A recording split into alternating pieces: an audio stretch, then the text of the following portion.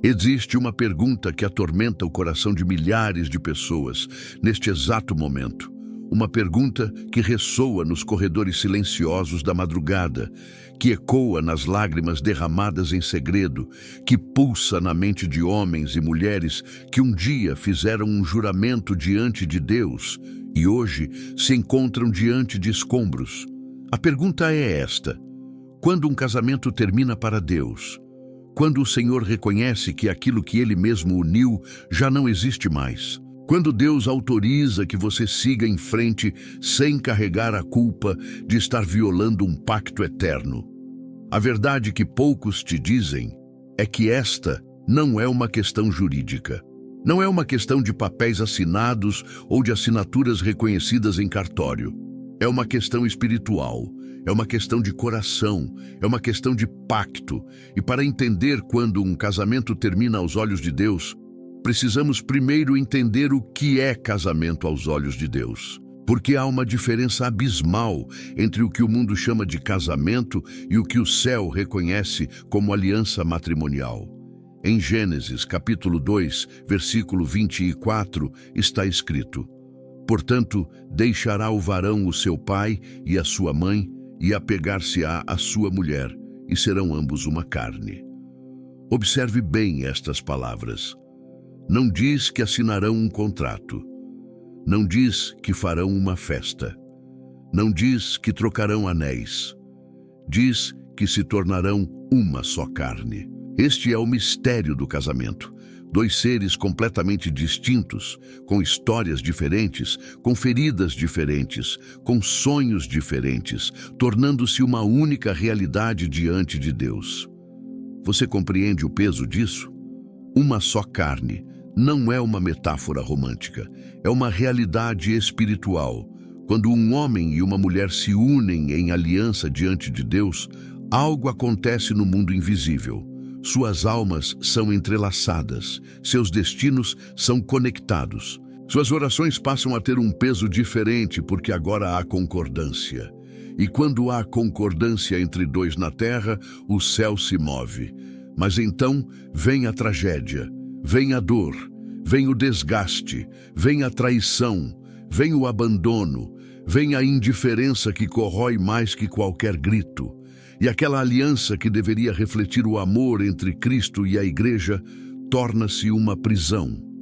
Aquela união que deveria ser fonte de vida torna-se fonte de morte. E você se pergunta: até quando, Senhor? Até quando preciso permanecer nisto? Quando termina para ti?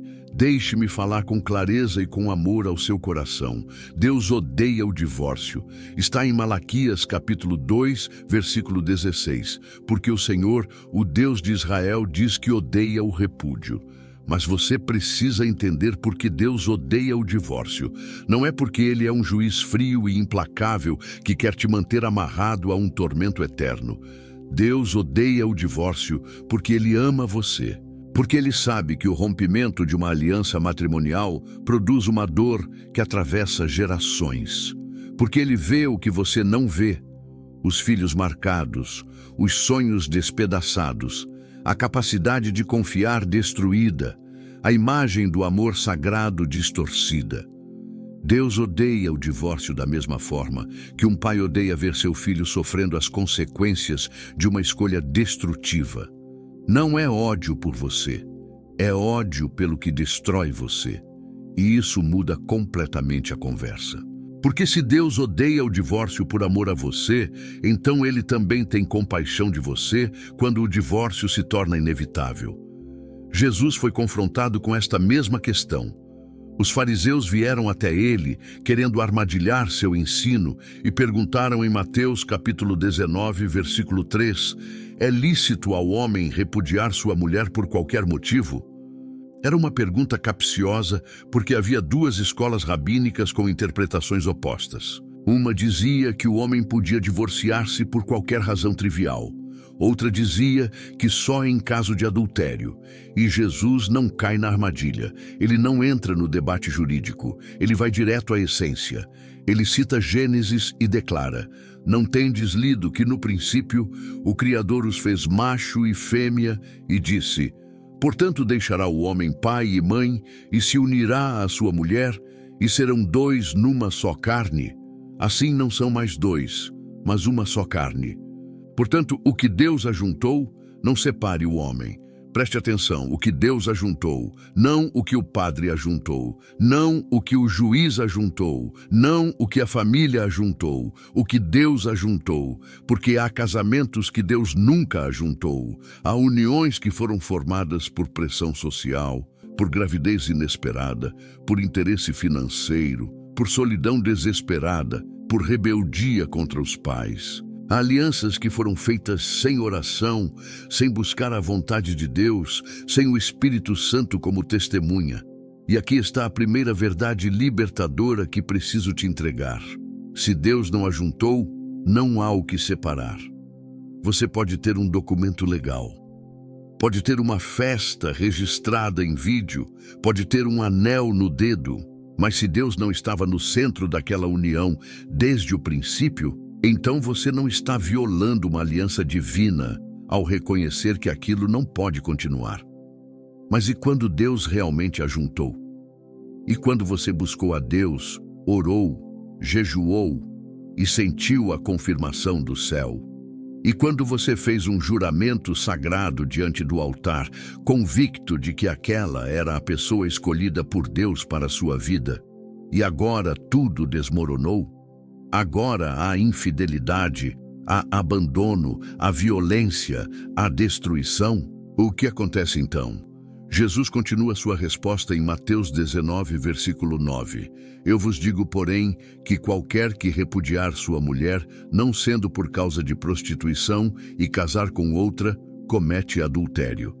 Esta é a cláusula de exceção. Esta é a porta que Jesus abre. Ele está dizendo que há uma situação em que o casamento pode ser legitimamente dissolvido aos olhos de Deus: a infidelidade sexual, a quebra da exclusividade, a violação do leito sagrado. Por quê? Porque a infidelidade destrói o próprio fundamento do casamento, que é a união de duas pessoas em uma só carne. Quando há infidelidade, essa unidade é rasgada. A confiança é quebrada, a aliança é violada. E embora Deus seja poderoso para restaurar, embora Deus seja capaz de curar e reconstruir, Ele também reconhece que há situações em que a pessoa ofendida tem o direito de não continuar naquela aliança. Observe que Jesus não está ordenando o divórcio. Ele está permitindo. Ele está dizendo, se houver infidelidade, você tem uma escolha. Você pode escolher perdoar e reconstruir, como Oséias fez com Gomer. Ou você pode escolher se libertar daquela aliança quebrada, e Deus não te condenará por isso. Mas há algo ainda mais profundo aqui. Há algo que a igreja muitas vezes não quer discutir.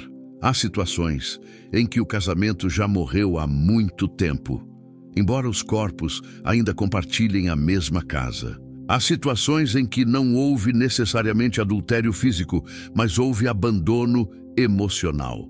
Houve crueldade sistemática, houve destruição da dignidade, houve violência que quebra a alma, mesmo sem quebrar os ossos.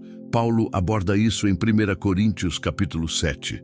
Ele fala sobre situações em que um cônjuge descrente abandona o crente.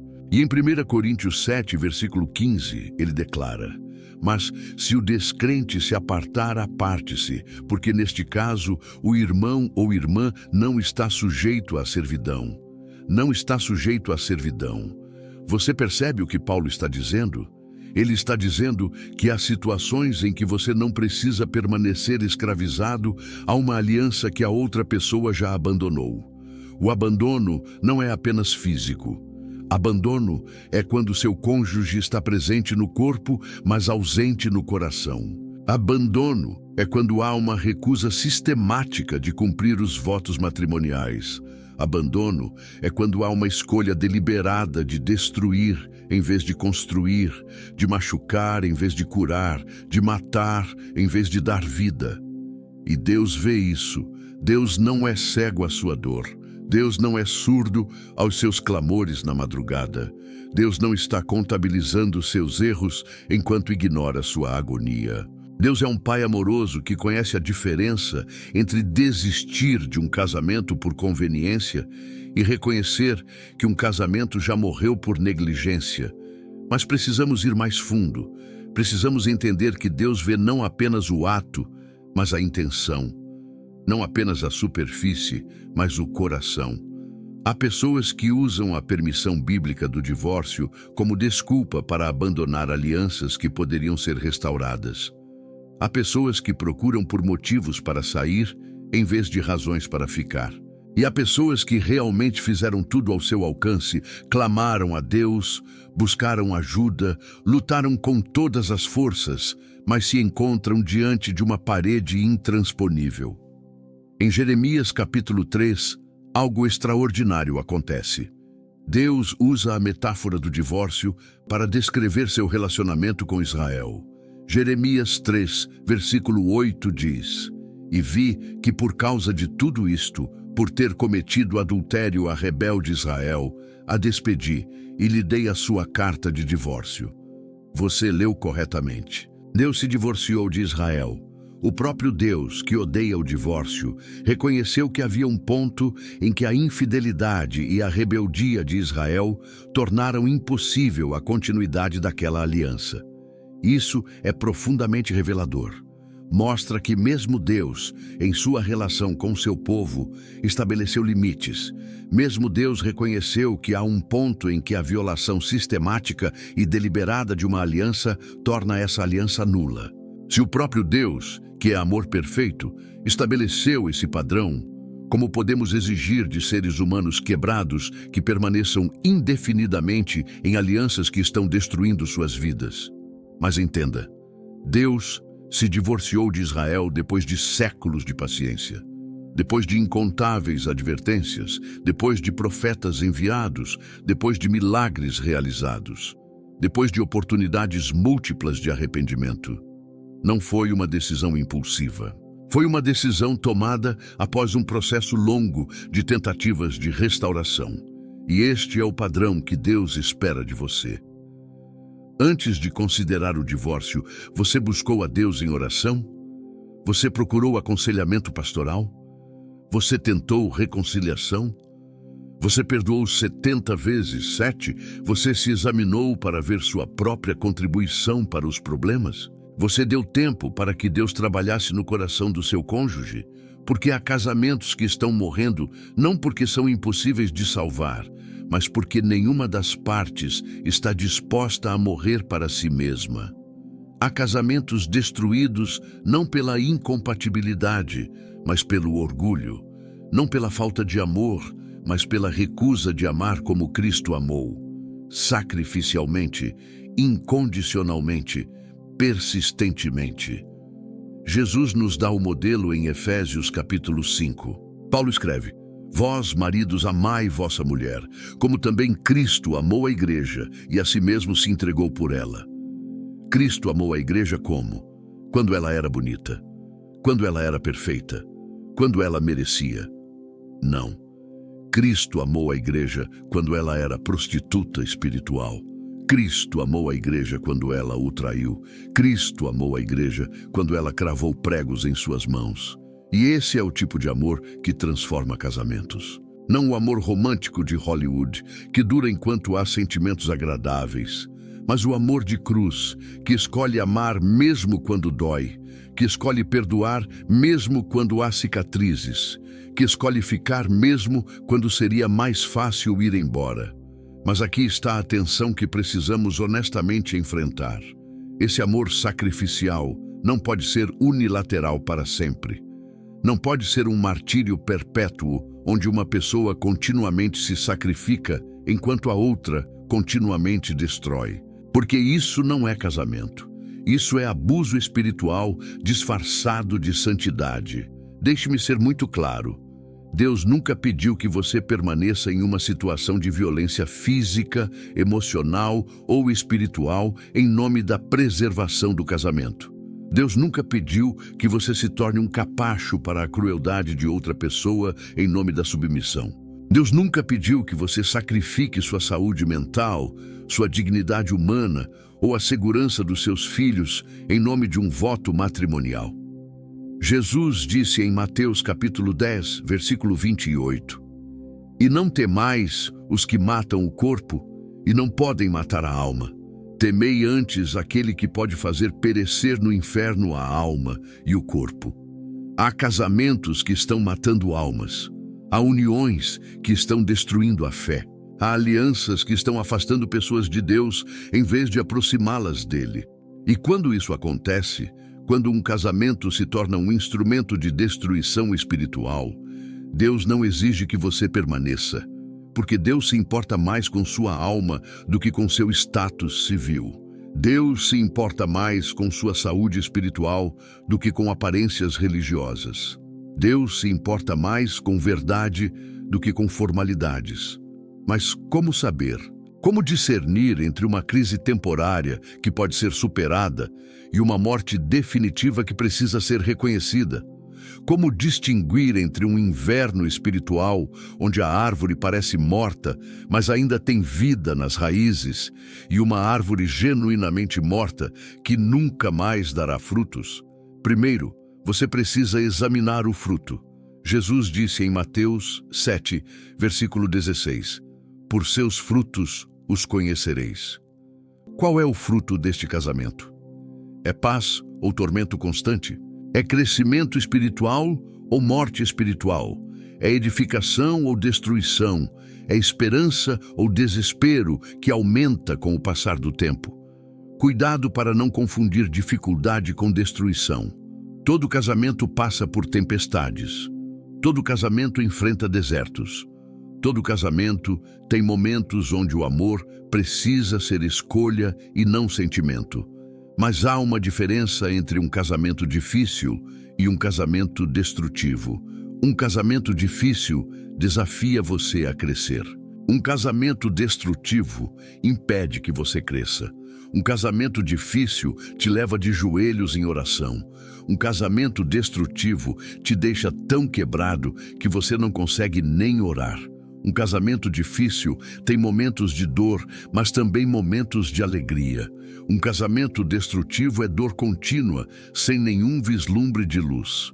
Segundo, você precisa examinar o padrão. Há arrependimento genuíno ou apenas manipulação? Há mudança real ou apenas promessas vazias repetidas em ciclos intermináveis? Há disposição de buscar ajuda ou há recusa sistemática de qualquer intervenção? Pense em Saul e em Davi. Ambos pecaram, ambos falharam. Mas quando o profeta Natã confrontou Davi, ele disse: "Pequei contra o Senhor." Quando Samuel confrontou Saul, ele fez desculpas e culpou outros. Um teve coração quebrantado, o outro teve coração endurecido. Isso fez toda a diferença no destino de cada um. Se você está em um casamento onde há reconhecimento de erro, onde há quebrantamento genuíno, onde há disposição de mudar e buscar ajuda, então há esperança. Deus é especialista em ressurreições. Deus é mestre em transformar águas em vinho, em fazer florescer o deserto, em trazer vida de situações mortas. Mas se você está em um casamento onde há recusa sistemática de responsabilidade, onde há endurecimento contínuo do coração, onde há padrões destrutivos que se repetem sem nenhuma mudança real, apesar de anos de tentativas, então você precisa honestamente considerar que talvez Deus não esteja pedindo que você continue naquela situação.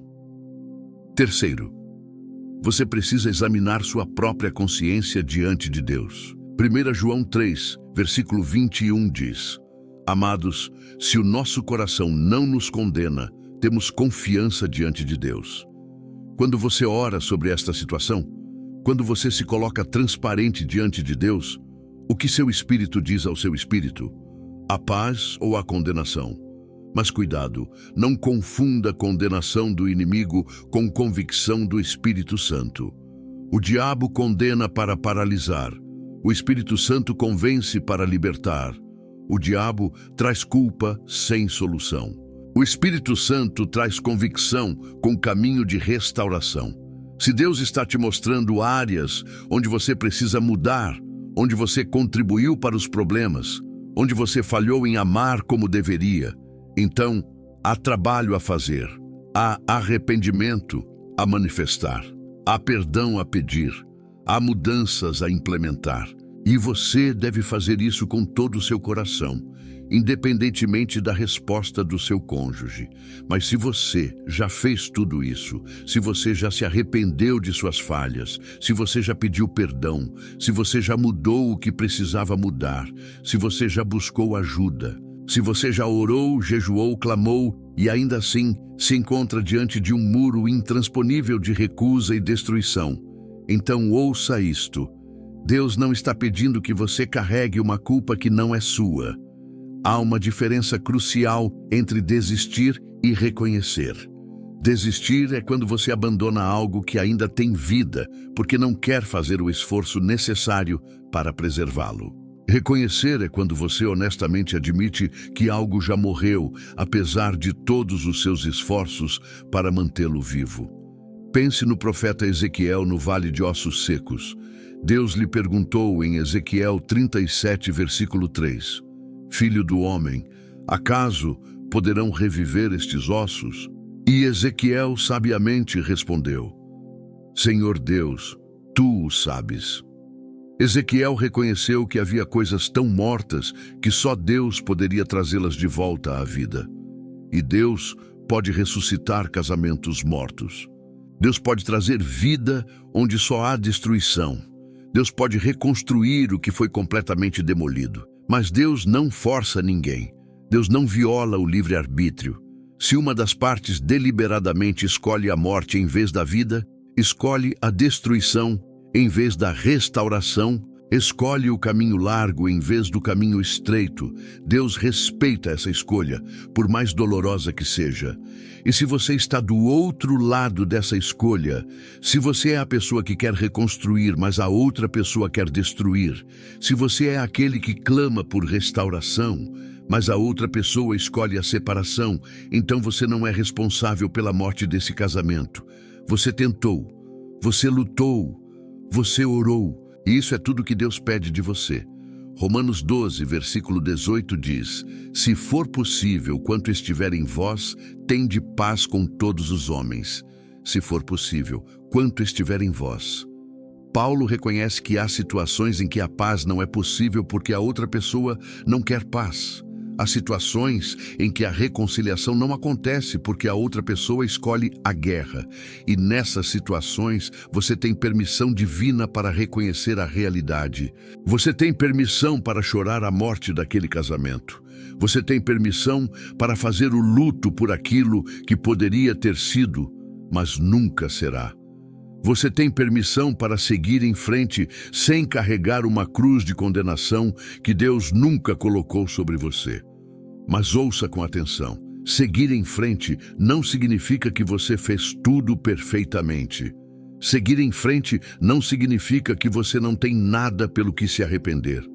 Seguir em frente não significa que você foi vítima pura e inocente, sem nenhuma contribuição para os problemas. Todos nós falhamos.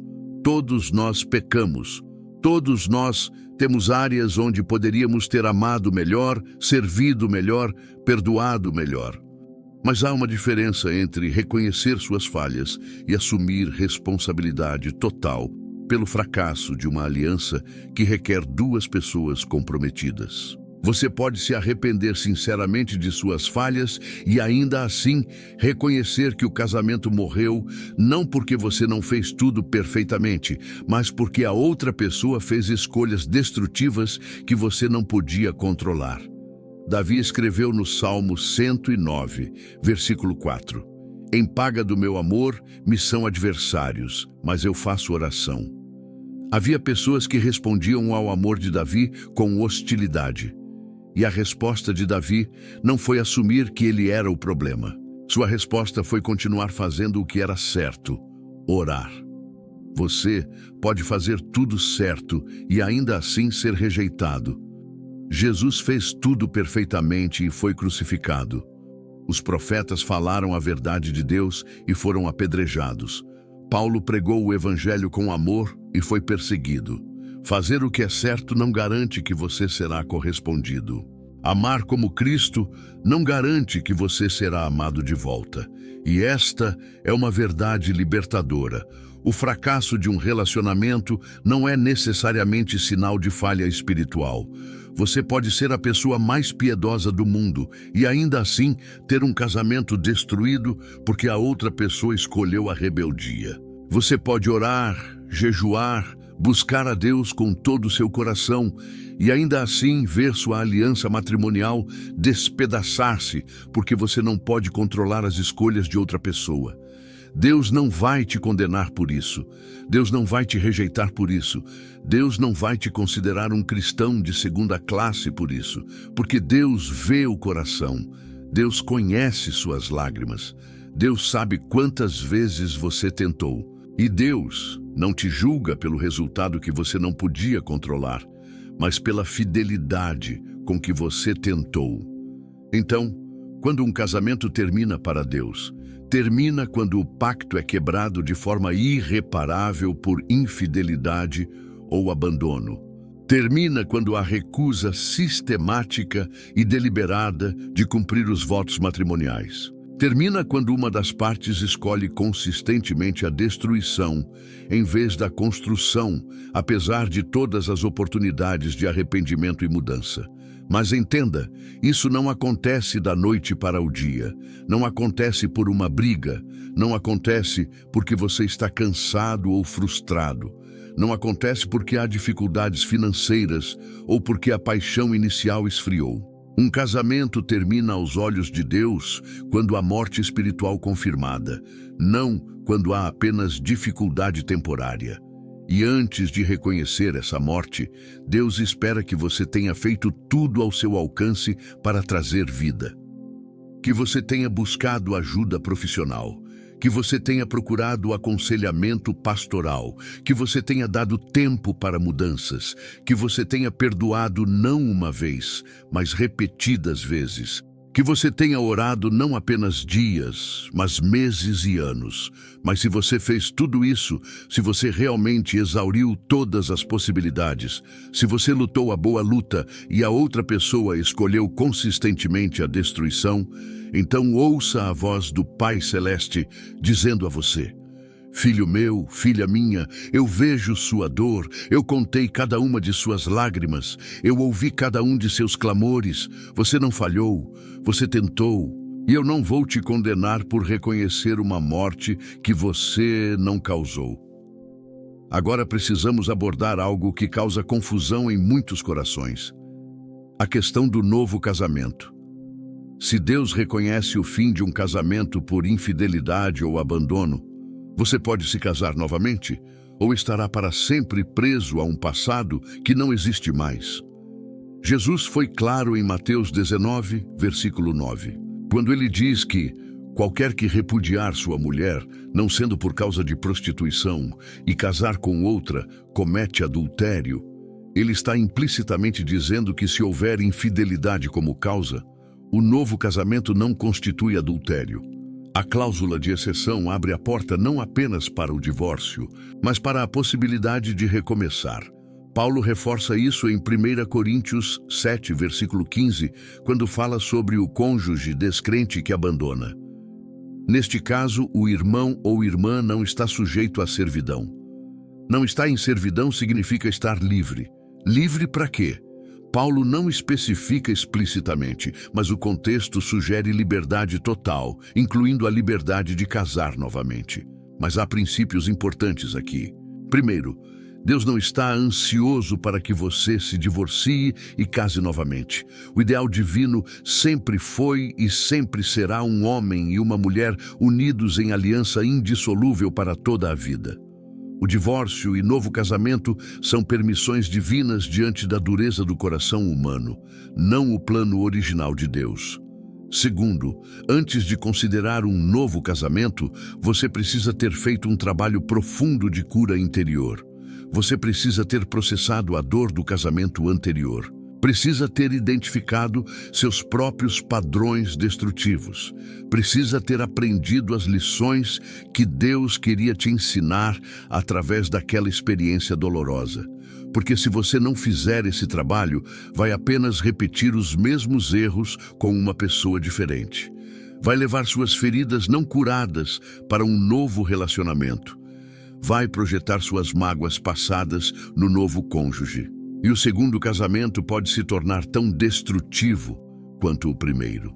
Muitas pessoas correm de um casamento para outro, tentando preencher um vazio que só Deus pode preencher.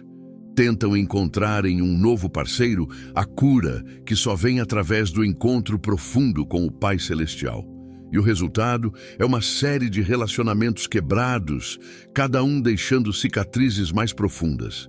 Antes de você estar pronto para um novo casamento, você precisa estar completo em Deus. Precisa encontrar sua identidade em Cristo, não em um relacionamento. Precisa descobrir que você não é definido por seu estado civil, mas por sua posição como filho ou filha do Altíssimo. O Salmo 147, versículo 3 diz: Ele sara os quebrantados de coração e lhes ata as feridas. Antes de você dar seu coração a outra pessoa, você precisa permitir que Deus cure seu coração quebrado. Precisa deixar que Ele atenda suas feridas. Precisa passar tempo no colo do Pai, sendo restaurado, sendo renovado, sendo reconstruído de dentro para fora. E isso leva tempo. Não existe atalho para a cura profunda. Não existe caminho rápido para a restauração interior. Você não pode simplesmente decidir que superou e pronto. Há um processo, há estações, há momentos de avanço e momentos de retrocesso. Há dias em que você sente que está progredindo e dias em que parece que voltou ao ponto de partida. Mas Deus é paciente com seu processo. Deus não está apressando você. Deus não está marcando tempo, exigindo que você se recupere em um prazo específico. Deus está caminhando com você, passo a passo, dia após dia, curando cada camada de dor, restaurando cada área quebrada.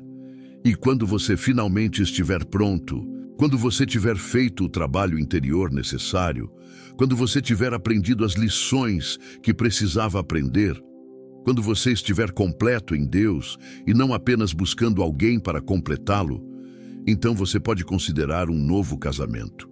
Mas considere com sabedoria, considere com oração, considere com a direção clara do Espírito Santo. Não se case por solidão, não se case por pressão social, não se case para provar algo a alguém, não se case para preencher um vazio. Case-se porque Deus claramente uniu você a uma pessoa com quem você pode cumprir seu propósito divino. E desta vez, faça diferente. Desta vez, coloque Deus no centro desde o princípio. Desta vez, construa sobre a rocha e não sobre a areia. Desta vez, escolha alguém que ame a Deus mais do que ama você. Porque só quem ama a Deus acima de tudo pode amar você da forma que você precisa ser amado. Mateus 7, versículos 24 a 25. Todo aquele, pois, que escuta estas minhas palavras e as pratica, assemelhá-lo-ei ao homem prudente que edificou a sua casa sobre a rocha. E desceu a chuva, e correram rios, e assopraram ventos, e combateram aquela casa, e não caiu, porque estava edificada sobre a rocha. Seu primeiro casamento pode ter caído porque estava edificado sobre areia, sobre atração física, sobre compatibilidade emocional, sobre interesses comuns, sobre sonhos compartilhados. Essas coisas são boas, mas não são fundamento suficiente. Quando vêm as tempestades da vida, quando vêm as pressões financeiras, quando vêm as doenças, quando vêm as diferenças irreconciliáveis, a casa cai. Mas se você edificar seu próximo casamento sobre a rocha, sobre Cristo como fundamento, sobre a palavra de Deus como guia, sobre o Espírito Santo como conselheiro, então quando vierem as tempestades, e elas virão, sua casa permanecerá de pé. Há outro aspecto desta questão que precisa ser abordado com honestidade e amor. E se você foi a pessoa que causou o divórcio? E se você foi infiel? E se você abandonou? E se você foi cruel, negligente, destrutivo? Há esperança de restauração para você? Há perdão de Deus para você? Há possibilidade de recomeço para você? Deixe-me falar diretamente ao seu coração se você está nesta situação. Sim, há perdão. Sim, há restauração. Sim, há esperança. Porque o Evangelho não é uma mensagem para pessoas perfeitas. O Evangelho é uma mensagem para pessoas quebradas, falhas, que falharam terrivelmente, mas que se arrependem sinceramente. Davi cometeu adultério com Batseba e matou seu marido para encobrir o pecado. Não há como romantizar isso. Não há como minimizar a gravidade. Davi destruiu famílias, Davi quebrou mandamentos, Davi falhou espetacularmente, e as consequências de suas ações o perseguiram pelo resto da vida. Mas quando o profeta Natã o confrontou, Davi não fez desculpas. Ele não culpou circunstâncias. Ele não tentou justificar suas ações. Ele simplesmente disse: pequei contra o Senhor. E do lugar de quebrantamento profundo, ele escreveu o Salmo 51. Salmo 51, versículos 1 a 2. Tem misericórdia de mim, ó Deus, segundo a tua benignidade. Apaga as minhas transgressões, segundo a multidão das tuas misericórdias. Lava-me completamente da minha iniquidade e purifica-me do meu pecado. Este é o caminho: reconhecimento sem desculpas, arrependimento sem reservas, quebrantamento genuíno. Não basta sentir remorso, não basta lamentar as consequências. Você precisa ter tristeza segundo Deus, que produz arrependimento verdadeiro. 2 Coríntios 7, versículo 10. Porque a tristeza segundo Deus opera arrependimento para a salvação, da qual ninguém se arrepende, mas a tristeza do mundo opera a morte. A tristeza do mundo é quando você lamenta apenas porque foi pego, porque perdeu algo valioso, porque sua reputação foi danificada. A tristeza, segundo Deus, é quando você genuinamente reconhece que pecou contra Deus e contra pessoas que amava. E se você tem essa tristeza, segundo Deus, se você reconhece sinceramente sua falha, se você se arrepende genuinamente, então ouça isto: há perdão para você. O sangue de Jesus é poderoso o suficiente para purificar qualquer pecado. Não há nada tão escuro que a luz de Cristo não possa alcançar. Não há nada tão quebrado que a graça de Deus não possa restaurar. Mas perdão não significa ausência de consequências. Davi foi perdoado, mas o filho que concebeu em adultério morreu. Davi foi restaurado, mas sua família viveu em conflito pelo resto de seus dias. Davi continuou sendo rei, mas a espada nunca se apartou de sua casa. Você pode ser perdoado e ainda assim ter que viver com as consequências de suas escolhas. Seu ex-cônjuge pode nunca te perdoar. Seus filhos podem carregar cicatrizes pelo resto da vida. Sua reputação pode estar permanentemente manchada. Oportunidades podem estar perdidas para sempre. E você precisa aceitar isso como parte do processo de restauração. Precisa humildemente reconhecer que há preços a pagar. Precisa suportar as consequências sem amargura, sem autopiedade, sem tentar se fazer de vítima. Porque você não é a vítima. Você foi o agente da destruição. E agora precisa caminhar o longo caminho de volta à integridade. Mas enquanto caminha esse caminho, saiba que Deus caminha com você. Saiba que Deus não te descartou. Saiba que Deus pode escrever linhas retas em suas linhas tortas. Saiba que Deus é especialista em transformar pecadores arrependidos em santos poderosos. Pedro negou Jesus 3 vezes. Paulo perseguiu a igreja. A mulher samaritana teve 5 maridos. A mulher adúltera foi pega em flagrante. E todos eles foram transformados pelo encontro com a graça de Deus. Todos eles receberam segundas chances. Todos eles se tornaram instrumentos poderosos nas mãos de Deus. Então não desista de si mesmo. Não se defina por seu pior erro. Não permita que a condenação do inimigo te paralise. Levante-se. Arrependa-se genuinamente, faça restituição onde for possível, mude radicalmente e confie que Deus pode te usar apesar do seu passado, mas seja paciente consigo mesmo. A reconstrução de uma vida leva tempo. A restauração de uma reputação pode levar anos. A cura de relacionamentos quebrados pode nunca acontecer completamente nesta vida. E você precisa fazer paz com isso. Precisa aceitar que há coisas que não podem ser desfeitas, mas que ainda assim você pode seguir em frente, vivendo com integridade daqui para frente. E sobre novo casamento. Se você foi a parte culpada no divórcio, seja ainda mais cuidadoso. Não se apresse. Faça um trabalho profundo de transformação interior. Prove com o tempo que você realmente mudou, não apenas em palavras, mas em ações consistentes ao longo de anos.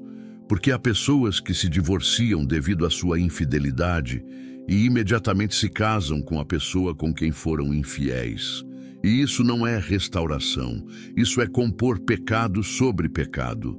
Isso é validar a traição. Isso é construir um novo relacionamento sobre as cinzas do anterior, sem nenhum tempo de reflexão, arrependimento ou transformação. Se você genuinamente mudou, isso será evidente com o tempo. Se você genuinamente se arrependeu, isso se manifestará em fruto duradouro. Se você está genuinamente restaurado, Deus abrirá portas no tempo certo, não porque você manipulou circunstâncias, mas porque Ele confirmou a transformação do seu coração. Há ainda uma categoria de pessoas que preciso abordar, aqueles que estão observando de fora. Talvez você não esteja divorciado, talvez seu casamento esteja intacto, mas você tem amigos, familiares, irmãos na fé que estão passando por divórcio e você não sabe como responder. Você não sabe se deve condenar ou consolar, se deve julgar ou apoiar. Deixe-me te dar um princípio bíblico fundamental. Jesus foi cheio de graça e verdade. João 1, versículo 14. E o Verbo se fez carne e habitou entre nós, e vimos a sua glória, como a glória do unigênito do Pai, cheio de graça e de verdade. Não apenas graça, não apenas verdade, mas as duas coisas juntas. Há cristãos que são só graça. Eles dizem, não julguem, aceitem tudo, todas as escolhas são válidas. E há cristãos que são só verdade. Eles dizem, a palavra diz que divórcio é pecado. Ponto final, você está em rebeldia. Mas Jesus nos chama a segurar as duas coisas em tensão. Quando a mulher adúltera foi trazida a Jesus, ele não disse, está tudo bem, siga sua verdade, seu adultério é válido. Mas ele também não disse, você merece ser apedrejada conforme a lei. Ele disse, nem eu te condeno, vai e não peques mais. Graça que não minimiza o pecado, verdade que não destrói o pecador. Se você tem um amigo passando por divórcio, sua primeira responsabilidade não é ser o juiz. Sua primeira responsabilidade é ser presença compassiva. É chorar com quem chora. É estar disponível. É oferecer ombro sem oferecer sermão não solicitado. Romanos 12, versículo 15.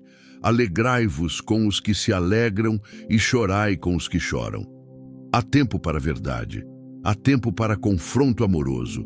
Há tempo para dizer coisas difíceis. Mas há também tempo para simplesmente estar presente na dor de alguém sem julgar, sem aconselhar, sem tentar consertar tudo. Porque a verdade é que você não sabe toda a história. Você vê apenas o que é visível. Você conhece apenas o que lhe foi contado. Você não estava dentro daquele casamento. Você não viveu a dor diária. Você não sabe quantas lágrimas foram choradas em segredo, quantas orações foram feitas na madrugada, quantas tentativas de reconciliação foram rejeitadas. Então, tenha humildade. Reconheça os limites do seu conhecimento. Não seja rápido em julgar. Não seja precipitado em condenar. E definitivamente não seja aquele que cita versículos bíblicos como armas para ferir ainda mais alguém que já está profundamente ferido. Há pessoas que usam a Bíblia como instrumento de crueldade espiritual, que citam o que Deus uniu, não separe o homem, para alguém que está sendo abusada, que falam sobre submissão para uma mulher cujo marido a trata com desprezo, que pregam sobre perdão para alguém que perdoou 70 vezes 7, mas continua sendo traído. Isso não é ministério, isso é violência espiritual, porque você está pegando a palavra de Deus que deveria trazer vida e usando-a para matar. Está pegando a verdade de Deus, que deveria libertar, e usando-a para aprisionar.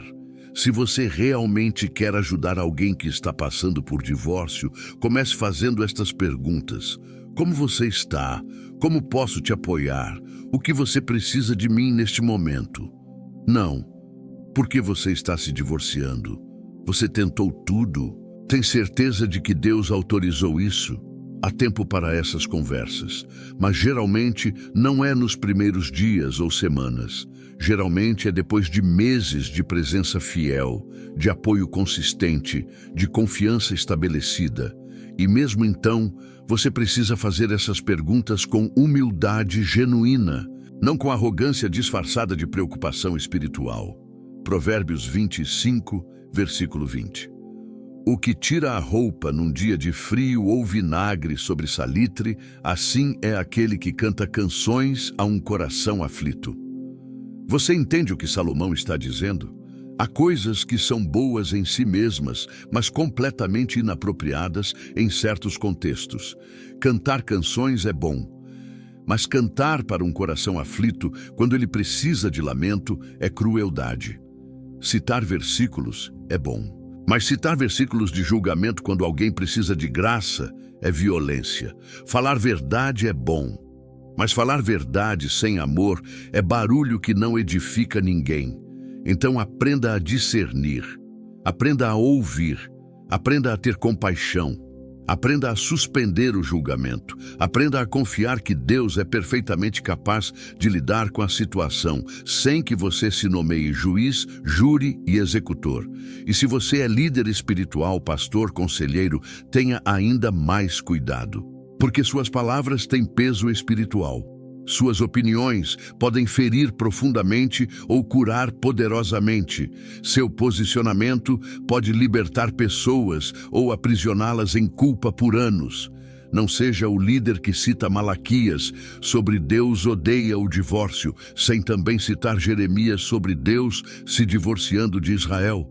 Não seja o pastor que prega sobre permanecer no casamento, sem também falar sobre limites saudáveis e proteção contra abuso. Não seja o conselheiro que pressiona por reconciliação, sem verificar se há arrependimento genuíno da parte destrutiva. Sim, defenda o ideal bíblico do casamento indissolúvel. Sim, encoraje casais a lutarem por suas alianças.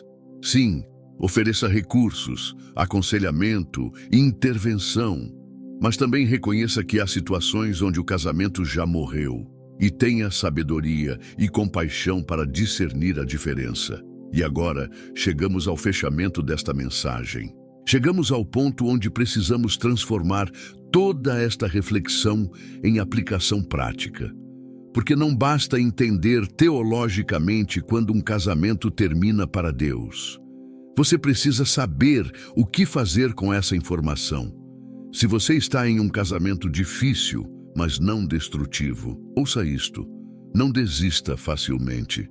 Não corra para o divórcio só porque as coisas estão duras. Todo casamento passa por vales. Todo casamento enfrenta desertos. E é nos vales e desertos que o caráter é forjado, que a fé é testada, que o amor verdadeiro é provado. Busque ajuda, procure aconselhamento, invista no casamento, aprenda a se comunicar melhor, desenvolva empatia, pratique perdão diário. Escolha amar mesmo quando não sente, porque amor verdadeiro não é primariamente sentimento. É decisão, é compromisso, é escolha diária de honrar uma aliança mesmo quando é difícil. E ore como nunca orou antes. Ore não apenas para que Deus mude seu cônjuge, mas para que Deus mude você. Porque geralmente o problema não é que a outra pessoa precisa mudar, é que ambos precisam mudar. E a única pessoa que você pode controlar é você mesmo. Mas se você está em um casamento destrutivo, se você realmente fez tudo o que podia fazer, se você está sendo abusada física, emocional ou espiritualmente, se há infidelidade crônica ou abandono deliberado, então ouça isto: você tem permissão para se proteger. Você tem permissão para estabelecer limites. Você tem permissão para reconhecer que aquela aliança está morta. E isso não faz de você um cristão fraco. Não faz de você alguém com fé insuficiente. Não significa que Deus está desapontado com você. Significa que você é um ser humano com limitações reais, enfrentando uma situação que está além da sua capacidade de consertar sozinho. Deus não vai te condenar por isso. O céu não vai te rejeitar por isso. Jesus não morreu na cruz para te manter aprisionado em uma situação destrutiva. Jesus morreu para te libertar. E às vezes, liberdade significa reconhecer que você não pode salvar quem não quer ser salvo. Se você é a pessoa que causou o divórcio, se você foi infiel ou cruel ou negligente, então há um caminho de restauração para você. Mas começa com arrependimento genuíno. Não remorso superficial. Não lamento pelas consequências, mas quebrantamento profundo diante de Deus. E então você precisa caminhar o longo caminho de volta à integridade. Você precisa fazer restituição onde for possível. Você precisa buscar perdão das pessoas que feriu. Você precisa mudar radicalmente seus padrões de comportamento. E você precisa dar tempo para que Deus confirme a transformação do seu coração antes de considerar um novo relacionamento. Para todos vocês que estão nesta jornada dolorosa, seja qual for o lado em que estejam, deixe-me declarar algumas verdades sobre sua identidade em Cristo. Você não é definido pelo seu estado civil.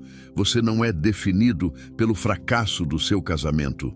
Você não é definido pelos erros que cometeu ou pelas feridas que recebeu. Você é filho ou filha do Deus Altíssimo. Você é amado com amor eterno. Você é perdoado pelo sangue de Jesus. Você é aceito na família de Deus. Você tem propósito e destino que vão muito além de qualquer relacionamento humano. Isaías 43, versículos 1 a 2. Mas agora, assim diz o Senhor que te criou, ó Jacó, e que te formou, ó Israel. Não temas, porque eu te remi, chamei-te pelo teu nome, tu és meu. Quando passares pelas águas, estarei contigo, e quando pelos rios, eles não te submergirão. Quando passares pelo fogo, não te queimarás, nem a chama arderá em ti. Você está passando pelas águas do divórcio? Deus está com você. Você está atravessando o fogo da rejeição. As chamas não te consumirão, porque você pertence a Deus, porque Deus te chamou pelo nome, porque Deus tem propósitos para você que vão muito além desta dor presente. E hoje, neste momento, enquanto você ouve estas palavras, o céu está decretando sobre você. Hoje se quebra toda condenação falsa. Hoje se rompe toda culpa que não é de Deus. Hoje se desfaz toda prisão espiritual que te mantinha amarrado a um passado que já se foi. Hoje você recebe permissão divina para curar, para crescer, para seguir em frente. Porque Deus não está interessado em te manter preso ao que morreu. Deus está interessado em te levar ao que Ele preparou para você. E a vida depois do divórcio, a propósito depois da dor, a alegria depois das lágrimas, a recomeço depois do fim. Filipenses 1, versículo 6. Tendo por certo isto mesmo, que aquele que em vós começou a boa obra, a aperfeiçoará até ao dia de Jesus Cristo. Deus começou uma obra em você, e Deus vai completar essa obra. O divórcio não interrompeu os planos de Deus para a sua vida. Seus erros não cancelaram seu chamado. Suas feridas não eliminaram seu destino. Então levante sua cabeça, enxugue suas lágrimas, respire fundo e comece a caminhar para frente, não olhando constantemente para trás, lamentando o que poderia ter sido, mas olhando para frente, confiando em quem Deus é e no que Deus pode fazer com sua vida daqui em diante. Você vai se casar novamente? Talvez. Se Deus preparar alguém e você fizer o trabalho interior necessário. Você vai permanecer solteiro? Talvez. E pode descobrir que há uma plenitude em Deus, que você nunca experimentou enquanto dependia de relacionamentos humanos para se sentir completo. O que importa não é seu estado civil futuro. O que importa é que você aprenda a confiar em Deus independentemente de circunstâncias. Que você desenvolva uma fé que não está baseada em ter um cônjuge, mas em conhecer o Pai Celestial. Que você descubra que sua alegria não depende de outra pessoa, mas de sua conexão com Deus. E quando você chegar nesse lugar de completude em Deus, então você estará pronto. Pronto para um novo casamento, se Deus abrir essa porta. Ou pronto para uma vida de solteiro frutífero, se esse for o chamado de Deus.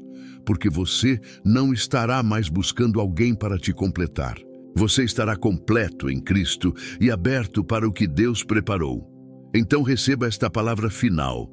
Não temas, porque Deus está contigo. Não te assombres, porque Ele é teu Deus. Ele te fortalece, te ajuda e te sustenta com a destra de sua justiça. Seu passado não define seu futuro, seu divórcio não determina seu destino, porque você serve ao Deus de recomeços, ao Deus de novas criações, ao Deus que faz todas as coisas novas, e hoje é o primeiro dia do resto da sua vida. Escolha viver esse dia confiando em Deus. Amém.